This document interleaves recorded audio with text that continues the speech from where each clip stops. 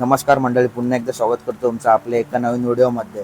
मित्रांनो, काल निंबूत येथे निंबाळकर सर यांच्यासोबत जो काही प्रकार घडला आहे त्याच्यामुळे अखंड महाराष्ट्रातील बैलगाडा प्रेमींना निंबाळकर सरांची काळजी लागली आहे. मित्रांनो, आपण जर बघायला गेलो तर सोशल मीडियावरती खूप चर्चा उठत आहेत आणि खूप आपण विचार करू नाही शकत असे लोक कमेंट करत आहेत, पोस्ट करत आहेत. तर मित्रांनो, अखिल भारतीय बैलगाडा संघटनेचे अध्यक्ष व संस्थापक पैलवान विलास देशमुख सर यांनी मोठे अपडेट दिले आहे की सरांना 2 तासापूर्वी ऑपरेशनला घेतलेलं आहे. ऑपरेशन अजून चालू आहे. आम्ही सगळेजण इथंच आहोत. तुम्ही सगळेजण काळजी करताय याची आम्हाला जाणीव आहेच, परंतु फोन करू नका, सरांचं ऑपरेशन चालू आहे.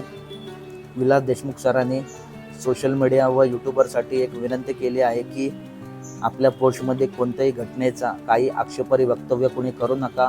अजूनपर्यंत रणजित सरांच्यावर रुग्णालयात उपचार सुरू आहेत, त्यामुळे कोणी लोकांच्या विपर्यास निराम होईल असं विधान करू नका. त्यांच्यावर कायदेशीर कारवाई केली जाईल. आणि मित्रांनो, एक विचार करा, आपण विचार नाही करू शकत असे स्टेटस आपल्याला काय लोकांच्या फीडवरती, त्याच्यानंतर कमेंटमध्ये सुद्धा लोक खूप वाईट बोलत आहेत.